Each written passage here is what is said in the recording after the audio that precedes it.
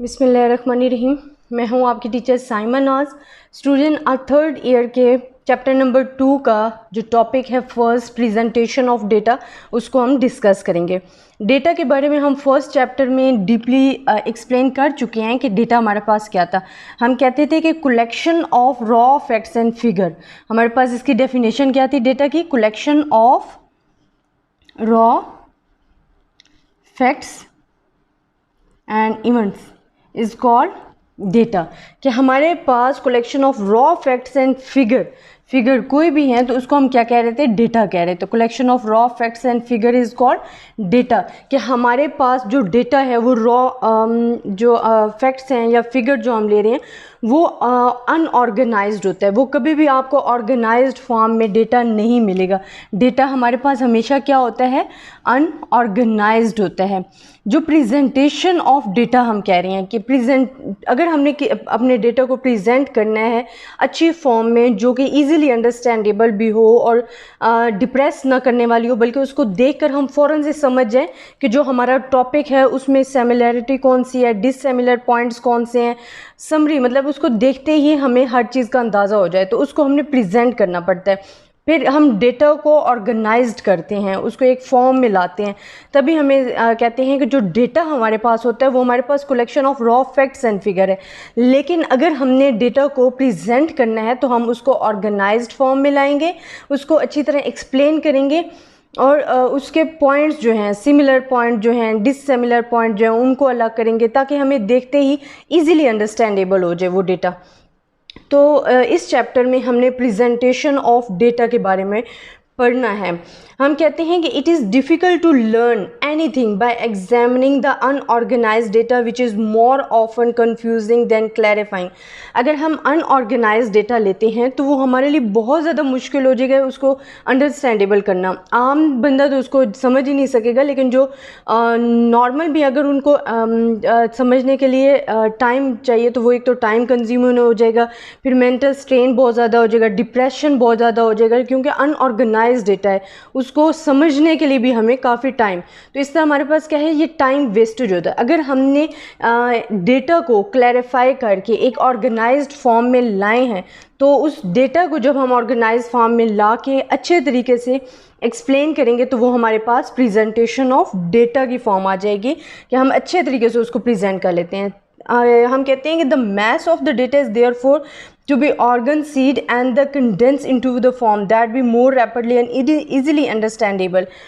तो जो purpose of presentation of data इस चैप्टर का है, इसमें हमने बतानी है टेक्निक्स, जिसमें हम कौन सी टेक्निक्स बताएंगे। कुछ टेक्निक्स हैं जिससे हम क्या करेंगे, क्लासिफिकेशन कैसे की जाती है डेटा को प्रेजेंट करने के लिए। क्योंकि मैंने आपको कहा था कि डेटा जो है वो अनऑर्गेनाइज्ड फॉर्म में होता है, उसको ऑर्गेनाइज्ड फॉर्म के लिए हमें अच्छे तरीके से प्रेजेंट करने के लिए सम टेक्निक्स की ज़रूरत है। फर्स्ट हमारे पास है क्लासिफिकेशन, देन हो जाती है टैबुलेशन। इनको हम डीपली डिस्कस भी करेंगे, बट मैं अभी सिर्फ आपको टेक्निक्स के नेम बता देती हूँ। फिर हमारे पास ग्राफिकल डिस्प्लेस भी आ जाते हैं। क्या आ जाते हैं? Graphical displace. ये जो फर्स्ट टू फॉर्म्स हैं ये वाली, इनमें हम क्या करते हैं कि न्यूमेरिकल डेटा को एक अच्छी फॉर्म में लाते हैं, बट ग्राफिकल डिस्प्लेस में हम बाय द ग्राफ जो है उनको अपने डेटा को एक्सप्लेन करते हैं। और ये जो मेथड है ये बहुत ज़्यादा अंडरस्टैंडेबल होता है और बहुत ही मतलब एक ही नज़र में आप कहते हो कि देखते ही आपको डेटा की समझ लग जाती है कि वो किस सेंस में जा रहा है। तो ये हमारे पास था प्रेजेंटेशन ऑफ डेटा। अब स्टूडेंट फर्स्ट जो हमारे पास टेक्निक्स थी क्लासिफिकेशन। फर्स्ट हम इसको डिस्कस करते हैं कि हमारे पास क्लासिफिकेशन है क्या।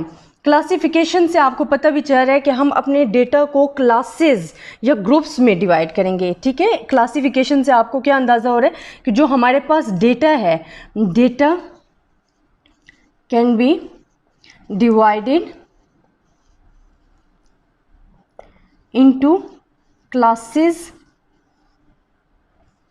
और ग्रुप्स। तो हमने अपने डेटा को क्या करना है, क्लासेस और ग्रुप्स में डिवाइड करना है in the classification techniques. Classification techniques होती क्या है? The term classification is defined as the process of dividing a set of observation और ऑब्जेक्ट्स इनटू क्लासेस और group in such a way that observation of objects in the same class or the same group are similar. Observation objects in the each class or the groups are similar. अब जो हम classification में divide कर रहे हैं उसका मकसद ये होता है कि जो हमारे पास एक जैसी चीज़ें हैं, सिमिलर हैं, उनको एक ग्रुप में कर देते हैं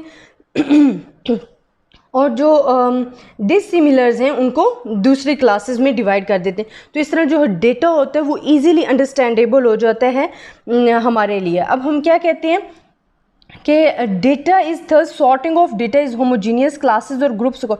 अच्छा, होमोजीनियस क्लासेस क्या होती हैं स्टूडेंट? जो हमारे पास होमोजीनियस क्लासेस होती हैं मतलब एक जैसा होना, होमोजीनियस एक जैसी क्लासेस। अब इसमें हमारे पास मुख्तलिफ कैटेगरीज आ जाती हैं। हम कहते हैं वन वे क्लासिफिकेशन होती है, टू वे क्लासिफिकेशन होती है और क्रॉस वे क्लासिफिकेशन होती है। वन वे क्लासिफिकेशन क्या होती है कि when the data are sorted according to one criteria it is called the simple classification और वन वे क्लासिफिकेशन। अगर हमारे पास डेटा जो है वो डिवाइड हो रहा है या हम उसे डिवाइड कर रहे हैं ओनली इन वन क्राइटेरिया तो हम उसको कहते हैं वन वे क्लासिफिकेशन है। अगर डेटा क्लासिफाइड कर रहे हैं according sorted according to two criteria तो हम उसको क्या कहेंगे? Two way classification. अगर वो मैनी क्राइटेरिया में डिवाइड हो रहा है तो उसको हम या सेवरल क्राइटेरिया तो हम उसको क्या कहेंगे? क्रॉस क्लासिफिकेशन कहते हैं। वन वे क्लासिफिकेशन क्या है? When the data are sorted according to one classification. अगर हम डेटा को एक when the data are sorted according to one criteria. One way classification हमारे पास क्या है? One way classification student, one way classification हम कहते हैं when data sorted according to one criteria. अगर हमारे पास वन क्राइटेरिया में डेटा है तो हम उसको कहेंगे वन वे क्लासिफिकेशन। देन हम कहते हैं टू वे क्लासिफिकेशन हमारे पास क्या आ जाएगा? टू वे क्लासिफिकेशन हमारे पास होता है sorted data sorted according to two criteria. अगर दो क्राइटेरिया में हम डिवाइड कर रहे हैं तो that is called the two way classification. Cross classification हमारे पास क्या आ जाता है? जिसमें हम डिवाइड करते हैं sorted according to many criteria, many या सेवरल क्राइटेरिया। तो वो हमारे पास क्या आ जाता है? Cross way classification. अब क्लासिफिकेशन क्या आती है? Data can be divide into classes और ग्रुप्स। इसमें भी हमारे पास मुख्तलिफ आ रहे थे कि वन वे क्लासिफिकेशन होती है, टू वे क्लासिफिकेशन होती है, क्रॉस क्लासिफिकेशन होती है। वन वे क्लासिफिकेशन क्या है? When the data sorted according to one criteria it's called a one way classification. अगर हमारे डेटा का जो क्राइटेरिया है वो सिर्फ वन क्लासेस में हम अपने डेटा को ले रहे हैं, उसका वन क्राइटेरिया ले रहे हैं तो हम उसको कहते हैं वन वे क्लासिफिकेशन। अगर sorted according to two criteria तो हम उसको कहते हैं टू वे क्लासिफिकेशन। अगर मैनी है तो हम क्रॉस क्लासिफिकेशन कहते हैं। अब जो हमारे पास डेटा डिवाइड हो जाता है या क्लासिफाइड हो जाता है वो थ्री टाइप्स का होता है। फर्स्ट होता है qualitative, temporal and geographical. First हमारे पास क्या है? Qualitative, then temporal and geographical.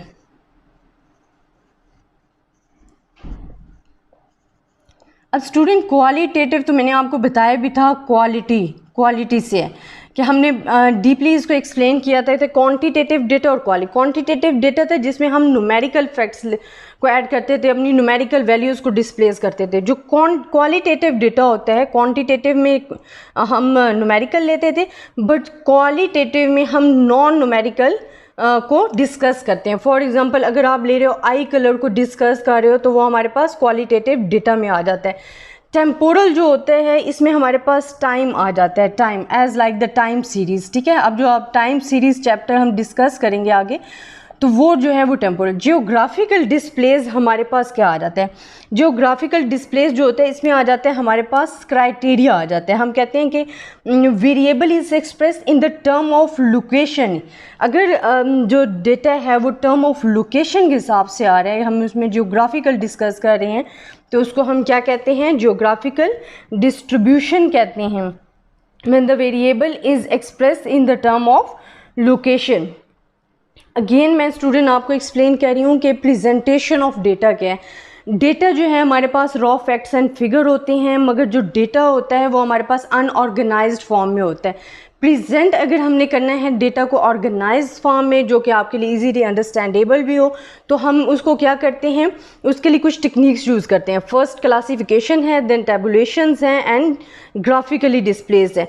अब जो क्लासिफिकेशन है फर्स्ट उसको डिस्कस कर रही हैं, जो नेक्स्ट हमारी टू डिस्कशन है वो इंशाल्लाह नेक्स्ट वीडियोज़ में मैं आपको समझाऊंगी इनके बारे में डीपली। क्लासिफिकेशन हमारे पास क्या आ जाती है कि data can B divided into classes और ग्रुप्स, और इसकी डेफिनेशन जो है आप कह सकते हो, the term classification is defined as the process of dividing a set of observation or objects into classes or groups in such a way कि observation or objects in the same class or the group are similar। Second हम कहते हैं observation or objects in the each class or group are dissimilar to observation or objects in the other class।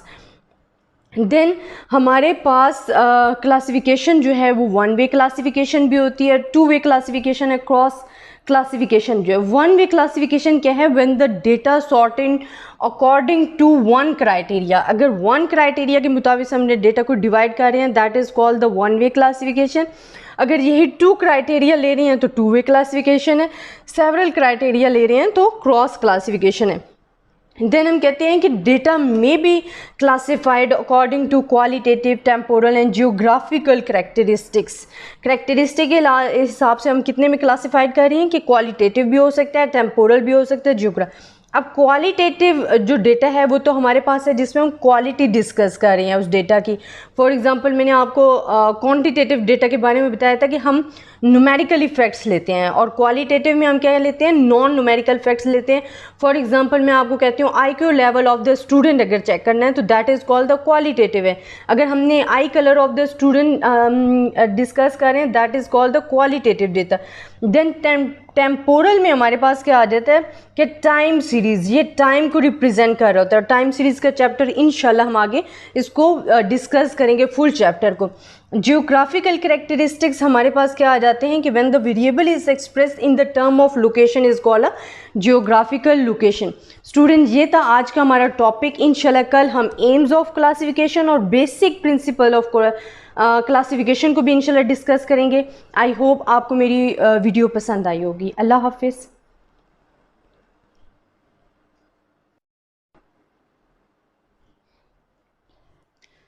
बिस्मिल्लाहिर्रहमानिर्रहीम। Students आज जो हमारा chapter number 2 का जो topic है वो है एम्स ऑफ क्लासिफिकेशन।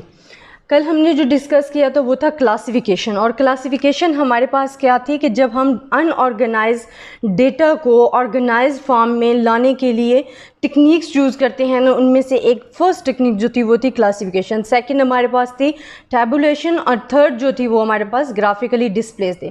क्योंकि कल हमने क्लासिफिकेशन को फुल डिस्कस किया था, इसका मीनिंग ये था कि हम अपने डेटा को क्लासेस और ग्रुप्स में सिमिलर या डिसिमिलर जो भी हैं उनको डिवाइड कर देते हैं, क्लासेस और ग्रुप्स में डिवाइड कर देते हैं क्लासिफिकेशन। उसका एम क्या है, मकसद क्या है, मैंने कल भी आपको थोड़ा बहुत बताया था कि एम ये है कि हमारे पास अनऑर्गेनाइज डेटा को समझने के लिए बहुत ज़्यादा टाइम वेस्ट हो जाता है और इजीली अंडरस्टैंडेबल भी नहीं होता। ये जो टेक्निक्स यूज़ करते हैं इनका मकसद ये है कि हम इजीली अपने डेटा को अंडरस्टैंड कर सकें और इजीली प्रेजेंट कर सकें। अब एम्स ऑफ क्लासिफिकेशन मैं आपके साथ डिस्कस करती हूँ कि the main aims of classification are, first है to reduce the large sets of data to easily understandable summary. हमारे पास जो ग्रुप होगा वो बहुत लार्ज ग्रुप ऑफ डेटा होगा, तो हम उसको क्या कहते हैं कि हम इजीली अंडरस्टैंडेबल के लिए इजीली अंडरस्टैंडेबल के लिए हम करते हैं कि उसको क्लासेज या ग्रुप्स में डिवाइड कर देते हैं, उसकी समरी बना लेते हैं जिसको हम देखते ही इजीली अंडरस्टैंड कर सकें। तो ये हमारे पास था फर्स्ट इसका एम कि हम इजीली अपने डेटा को अंडरस्टैंड कर सकें। सेकंड हमारे पास आ जाता है to display the points of similarity and dissimilarity. हमारे पास क्या है, to display the points of similarity and डिससिमिलैरिटी।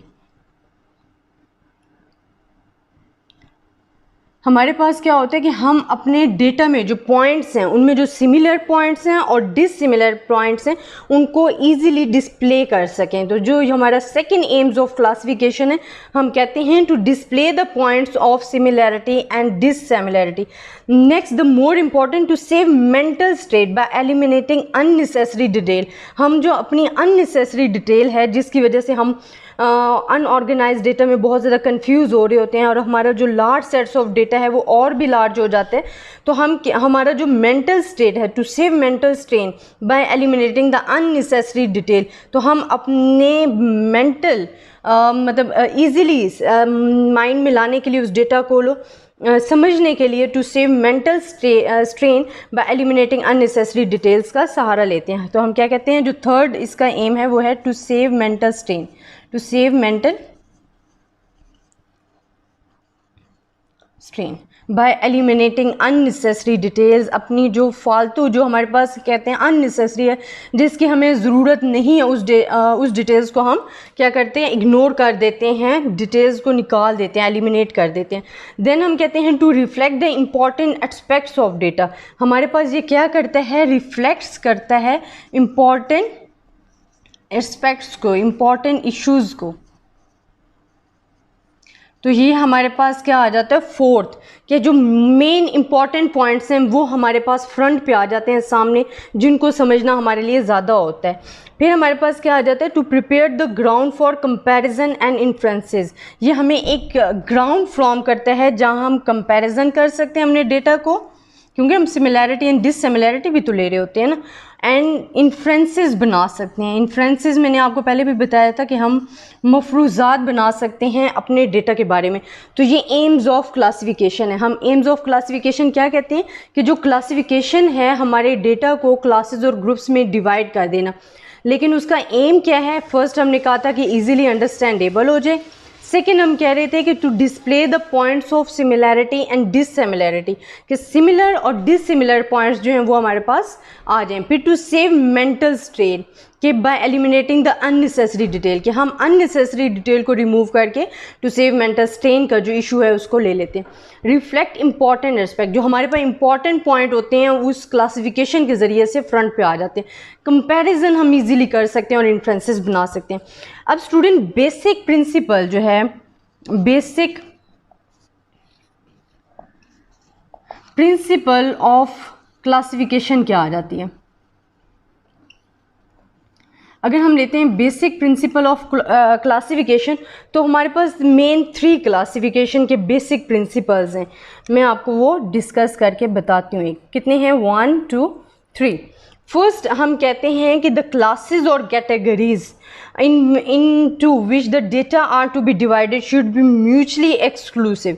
अब हम फर्स्ट हम कह रहे हैं कि जो हम क्लासेस में डिवाइड कर रहे हैं वो first of all mutually exclusive होनी चाहिए। क्या है, म्यूचुअली एक्सक्लूसिव। अब म्यूचुअली एक्सक्लूसिव क्या होती हैं, कि no overlap should exist between the successive classes. No overlap means ये कि ओवरलैप ना करती हूँ, ठीक है, नो ओवरलैप, म्यूचुअली एक्सक्लूसिव होना चाहिए। तो first basic principle of classification हमारे पास क्या आ जाता है, कि द क्लासेस और categories into which data are to be divided should be mutually exclusive और no overlap should exist between successive classes. अब सेकेंड हमारे पास जो आ जाता है, हम कहते हैं द क्लासेस और categories should be all inclusive. Inclusive mean क्या है, कि तमाम डेटा उसके अंदर प्रेजेंट होना चाहिए। It's mean include all the data. अब इसका थर्ड प्रिंसिपल हमारे पास क्या है, कि include all the data. Classification जब हम कर रहे होंगे, एक तो म्यूचुअली एक्सक्लूसिव क्लासेस हो, नो ओवरलैप हो, नो ओवरलैप। सेकेंड हम कहते हैं इंक्लूड ऑल द डेटा। जब हम क्लासिफिकेशन कर रहे हैं तो हम अपने तमाम डेटा को इंक्लूड करें। देन नेक्स्ट हमारे पास क्या हो, as far as possible the conventional classification procedure should be mean easy method should be adopted, easy method should be adopted. And the last one अगर आप कहते हो तो हम उसमें कहते हैं the classification procedure should not be so elaborate as to lead tribal classes, not should be too crude, ना तो ये इतना ज़्यादा बड़ा हो मेथड, इतना ज़्यादा ब्रॉड हो कि हमें बहुत ज़्यादा क्लासेस बनानी पड़ जाए, ना इतना ज़्यादा शॉर्ट हो कि वो तमाम डेटा जो है कॉन्सनट्रेट करने पड़े और वो हमारा डेटा जो मिक्सअप हो जाए, हमें इजीली अंडरस्टैंडेबल ना हो सके. तो हम कहते हैं नॉट टू मच, हम कहते हैं not too much elaborate, not too short, ना तो इतना ज़्यादा बड़ा डेटा हो कि हम उसको बहुत ज़्यादा क्लासेस में ले जाएं, इतनी ज़्यादा क्लासेस ना बनाएं कि हमारे लिए अंडरस्टैंडेबल भी इजी लर्न ना हो, और ना ही इतनी छोटी क्लासेस कर दें, कम क्लासेस बना लें कि ऑल डेटा जो है वो 1 और 2 क्लासेस में आ रहा, और फिर वही ऑर्गेनाइज करने का फ़ायदा तो हुआ ही ना कि अगर अनऑर्गेनाइज डेटा वो भी हमारे लिए इजी अंडरस्टैंडेबल नहीं था, और अगर हम 1 और 2 बड़े डेटा को 1 और 2 क्लासेस में डिवाइड कर देते तो वो भी हमारे लिए ईज़िली अंडरस्टैंडेबल ना हो, तो उस क्लासिफिकेशन का जो मकसद है, एम है, वो ख़त्म हो जाता है. तो जो 4 बेसिक प्रिंसिपल ऑफ क्लासिफिकेशन थे वो क्या थे, एक तो म्यूचुअली एक्सक्लूसिव होना चाहिए, नॉन ओवरलैप हो कि उसमें ओवरलैपिंग ना हो, म्यूचुअली एक्सक्लूसिव, उसमें पॉइंट जो सिमिलर पॉइंट्स हैं वो भी क्लियर हों, जो डिसिमिलर पॉइंट्स हैं वो भी क्लियर हों. Include all the data. Classification में ये नहीं है कि आपके पास बहुत सारा डेटा है तो आप आधे डेटे को ले दो आधा छोड़ दो, नहीं.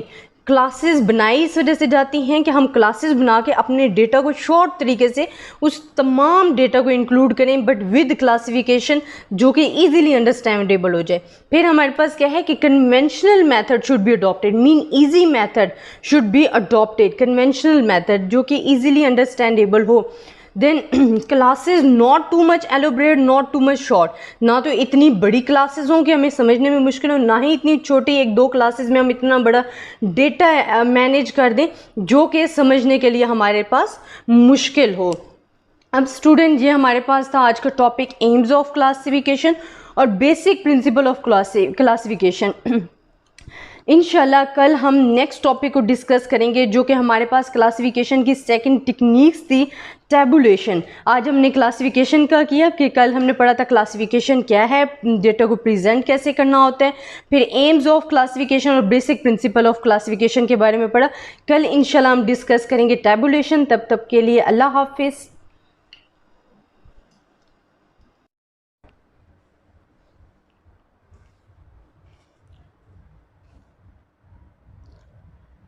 बिस्मिल्लाहिर्रहमानिर्रहीम. स्टूडेंट, मैं हूँ आपकी टीचर साइमा नाज. आज हम जो पढ़ेंगे, जो हमारा आज का टॉपिक है उसका नेम है टैबुलेशन.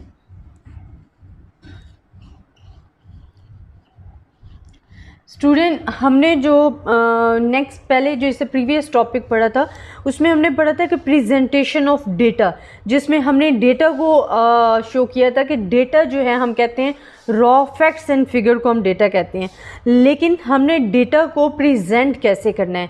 हमने क्या पढ़ा था कि डेटा जो है वो हमारे पास रॉ फैक्ट्स एंड फिगर होते हैं, लेकिन जो डेटा को रिप्रेजेंट करना है वो, क्योंकि जब हम किसी भी चीज़ का डेटा कलेक्ट करते हैं तो वो कभी भी हमारे पास ऑर्गेनाइज्ड फॉर्म में नहीं होता है, वो ऑर्गेनाइज्ड उसको ऑर्गेनाइज करने के लिए हमें 3 टेक्निक्स यूज़ करनी पड़ती हैं.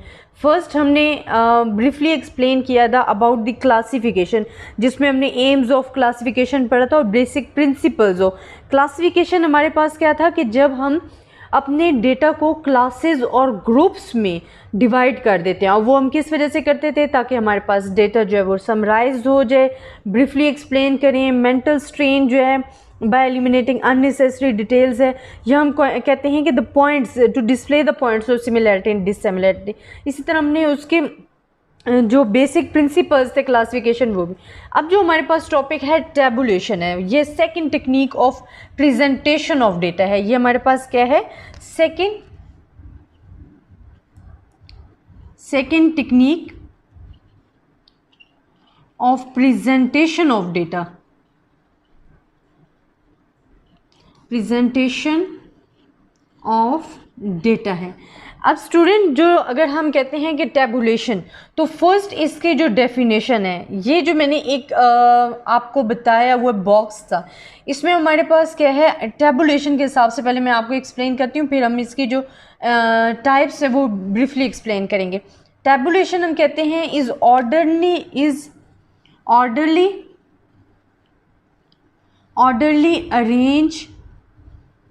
अरेंज डेटा इनटू कॉलम्स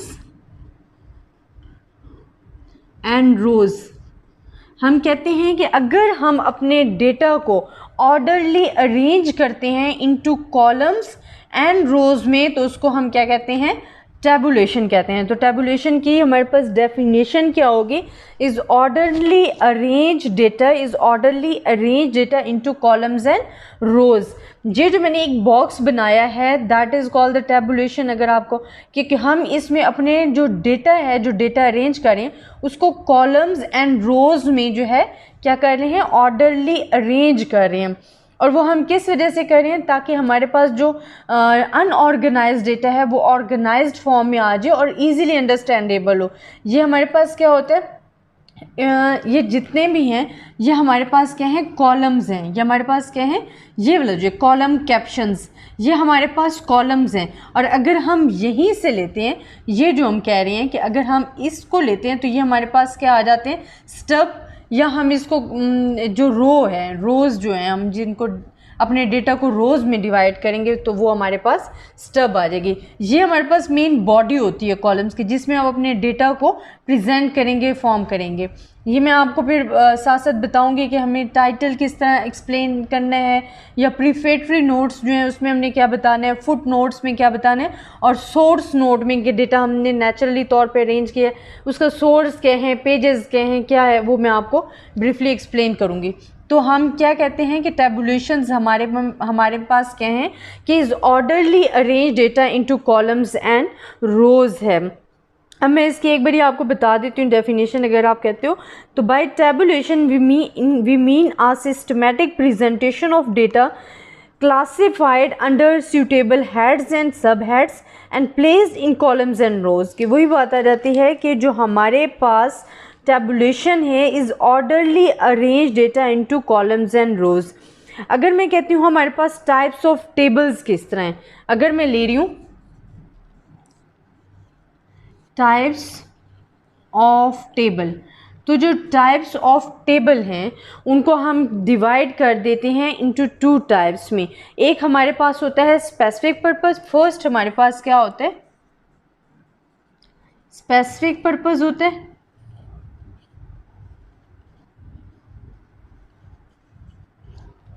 एक हमारे पास क्या है, स्पेसिफिक पर्पस है, और एक जनरल पर्पस है।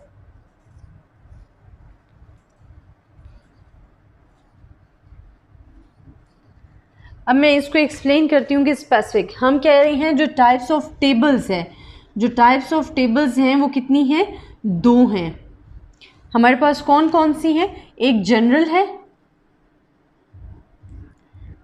जनरल पर्पस के लिए है, और एक हमारे पास क्या है, स्पेसिफिक पर्पस है। अब इन दोनों में डिफरेंस क्या है वो हम एक्सप्लेन करेंगे। जो जनरल पर्पस के लिए यूज़ हो रही है उसमें हम क्या कहते हैं, जो हमारा डेटा है वो टू मच वास्ट होता है, बहुत ज़्यादा होता है, और हमारा जो डेटा होता है वो ज़्यादा होगा, उससे हम एक्सप्लेन जो है किस लिहाज से करेंगे। तो general purpose tables are large in size, are extensive with vast coverage and constructed for reference purpose है। इसमें जो हमारे पास डेटा होगा वो बहुत ज़्यादा लार्ज होता है और वास्ट कवरेज होता है। उसमें क्या होता है, एक्सटेंसिव विद लास्ट कवरेज होता है, तो उसको हम क्या कह रहे होते हैं, जनरल पर्पज़ के लिए यूज़ हो रहा है। जो स्पेसिफिक पर्पज़ के लिए यूज़ होता है वो सिंपलर इन स्ट्रक्चर होगा, उसका स्ट्रक्चर बिल्कुल सिंपल होगा, और वो जो डील करेगा वो 1 to 2 क्राइटेरिया ऑफ क्लासिफिकेशन को करेगा। तो ये जो डेटा है, इसको डेटा को एनालाइज करने के लिए ज़रूरी है कि ये मेन स्पेसिफिक पर्पज़ पे बात करते हैं। अब टाइप्स ऑफ टेबल्स जो थी, जो मैं आपको बता रही हूँ कि एक तो जनरल पर्पज़ है, कौन सी है, जनरल पर्पज़ है, दूसरी स्पेसिफिक पर्पज़ है। जनरल पर्पज़ में जो हमारे पास होता है हम कहते हैं वास्ट कवरेज है। वास्ट कवरेज है, जो डेटा है वो हमारे पास क्या है, वास्ट है और इजीली मतलब हम इसको अंडरस्टैंड कर देते हैं। हमारे पास जनरल में जो है वो क्या है कि लार्ज होता है साइज में और वास्ट कवरेज होता है, और ये क्या होता है, लार्ज इन साइज होता है, लार्ज इन साइज। लेकिन जो स्पेसिफिक पर्पस होता है उसमें हम क्या लेते हैं कि 1 and 2 characteristic criteria are taking, 1 and 2 criteria are taking. ठीक है, कि इसमें हम क्या करते हैं, the specific purpose tables are simpler in structure and deals with 1 and 2 criteria of classification only. तो ये हमारे पास स्पेसिफिक पर्पस में यूज़ होता है। अब मैं अगर कहूँ कि when the classification corresponding to 1, 2 and many criteria और कैरेक्टरिस्टिक्स, तो फिर हमारे पास टेबुलेशन क्या होगा।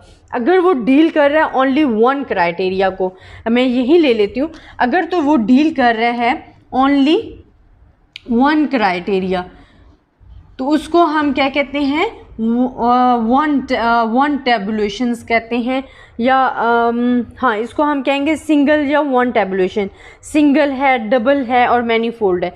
तो जो 1 क्राइटेरिया लेता है उसको हम क्या कहते हैं, सिंगल टेबुलेशन। आप उसको क्या बोलोगे, सिंगल टेबुलेशन कहेंगे, क्योंकि वो ओनली 1 क्राइटेरिया ले रहा है। अब 1 क्राइटेरिया की आप एग्जांपल ले लेते हो कि अगर हमारे पास डिपेंडेंट और इंडिपेंडेंट वेरिएबल्स हैं। अब डिपेंडेंट और इंडिपेंडेंट वेरिएबल्स क्या होते हैं, फॉर एग्जांपल मैं कह रही हूँ कि ये मेरे पास है, तो इसमें जो हमारे पास x है वो हमारे पास क्या है, डिपेंडेंट वेरिएबल है। जो x है वो हम कहते हैं डिपेंडेंट वेरिएबल है, और जो हमारे पास y है उसको हम कहेंगे ये हमारे पास इंडिपेंडेंट वेरिएबल है, क्योंकि ये किसी पे डिपेंड नहीं कर रहा है। जो x है वो तो डिपेंड कर रहा है y पे, लेकिन जो y है वो फिक्स्ड वैल्यू होगी, जो किसी पे डिपेंड नहीं करता, वो इंडिपेंडेंट वेरिएबल होता है। अब टेबुलेशन की हम बात कर रहे हैं। अगर हम कहते हैं कि when they are taking only 1 criteria और 1 कैरेक्टरिस्टिक, तो हम कहेंगे ये सिंगल टेबुलेशन है। अगर डबल क्राइटेरिया हम ले रहे हैं, अगर हम कहते हैं कि डबल क्राइटेरिया, तो उसमें हम क्या कहते हैं कि ये कितने क्राइटेरिस्टिक लेगा। अगर डबल क्राइटेरिया तो ये हमारे पास डबल टेबुलेशन है, इसको हम क्या कहेंगे, डबल टेबुलेशन है। इसी तरह अगर मैनी फोल्ड क्राइटेरिया है, अगर many criteria, many characteristics are taking, then we can say it's a many fold tabulation है। तो ये भी हमारे पास 3 क्राइटेरिया के हिसाब से आ जाता है। तो स्टूडेंट मैं अगेन आपको बताने लगी हूँ। और अगर आप डबल क्राइटेरिया में, क्योंकि हम कह रहे हैं 2 कैरेक्टरिस्टिक्स ले रहे हैं, तो आप इसको जिस तरह हमने इसमें क्या है कि ये 1 क्राइटेरिया, आप इसकी एग्जांपल ले लेते हो कि कॉलेज ऑफ स्टूडेंट्स जो हैं, अगर हमने उनका सिर्फ वेट चेक करना है, तो वेट हम ओनली 1 क्राइटेरिया ले रहे हैं, तो ये हमारे पास क्या है, सिंगल टेबुलेशन है। इसी तरह अगर डबल टेबुलेशन की बात करते हैं, तो वही कॉलेज के स्टूडेंट्स अगर हम ले लेते हैं और उनका ये वेट और हाइट दोनों मालूम करते हैं, तो ये हमारे पास क्या आ जाता है, डबल क्राइटेरिया। अगर हम कहते हैं कि मैनी फोल्ड क्राइटेरिया, अगर यहाँ डबल की जगह मैनी क्राइटेरिया लगा लेते हैं कैरेक्टरिस्टिक, तो हम उसको कहते हैं मैनी फोल्ड टेबुलेशन। बट उसकी एग्जांपल क्या होगी कि हम उसमें वेट भी ले रहे हैं, उसमें हाइट भी ले रहे हैं, उसमें उनका आईक्यू लेवल भी ले रहे हैं, उसमें उनके पेरेंट्स को ऑपरेशन भी ले रहे हैं। तो ये सारी चीज़ें जो है मैनी फोल्ड क्राइटेरिया में आ जाते हैं। स्टूडेंट मैं आपको अगेन बता रही हूँ कि जो second techniques of presentation of data है वो हमारे पास है टेबुलेशन। और जो टेबुलेशन की हम डेफिनेशन कहते हैं कि is orderly arrange data into columns and rows, कि जब हम अपने डेटा को ऑर्डरली अरेंज करके कॉलम्स और रोज़ में डिवाइड करते हैं, तो हम उसको कहते हैं, उस टेक्निक का नाम क्या है, टेबुलेशन है। अब जो टाइप्स ऑफ टेबल है वो 2 टाइप्स के, एक तो जनरल पर्पज़ के लिए यूज़ होती है, एक स्पेसिफिक पर्पज़। जो जनरल पर्पज़ के लिए यूज़ होती है वो बहुत ज़्यादा वास्ट कवरेज होती है और लार्ज इन साइज़ होती है और होती भी सिंपल है। बट जो स्पेसिफिक है वो सिंपल इन स्ट्रक्चर होती है और वो 1 to 2 क्राइटेरिया को सिर्फ डील करती है, इससे ज़्यादा क्राइटेरिया नहीं लेती, जो स्पेसिफिक पर्पज़ के लिए यूज़ होती है। फिर अगर हम कहते हैं कि टेबुलेशन की बात हो रही है कि अगर हम only 1 criteria are using, then we can say it's a single tabulation है। अब इसी में मैं आपको एक्सप्लेन कर रही थी कि डिपेंडेंट और इंडिपेंडेंट वेरिएबल, जिस तरह मैंने पी एक्स लिया इज इक्वल टू वाई, जो एक्स है वो हमारे पास डिपेंडेंट वेरिएबल है, क्योंकि वो डिपेंड करेगा on the value of y. जैसे y जो है इंडिपेंडेंट वेरिएबल है, y की वैल्यू चेंज होगी तो x भी चेंज हो जाएगा, तो ये डिपेंडेंट वेरिएबल है। बट जो y की वैल्यूज़ हैं वो फिक्स्ड वैल्यू और वो इंडिपेंडेंट वेरिएबल है। इसी तरह वन क्राइटेरिया में आप ये कह सकते हो कि अगर हम ओनली वन करेक्टरिस्टिक्स ले रहे हैं, फॉर एग्जांपल अगर कॉलेज के स्टूडेंट्स हैं उनका सिर्फ वेट ले रहे हैं तो वो वन क्राइटेरिया। इसी तरह अगर 2 ले रहे हैं, वेट और हाइट दोनों ले रहे हैं तो डबल क्राइटेरिया, और मैनीफोल्ड क्राइटेरिया में हम मोर देन 2 करेक्टरिस्टिक्स लेते हैं। तो स्टूडेंट ये था हमारा आज का टॉपिक टैबुलेशन। इंशाल्लाह कल हम जो है वो मेन पार्ट्स ऑफ टेबल और जो उसकी कंस्ट्रक्शन है उसके बारे में डिस्कस करेंगे इंशाल्लाह। आई होप आपको मेरी वीडियो पसंद आई होगी। कल के लिए अल्लाह हाफिज़।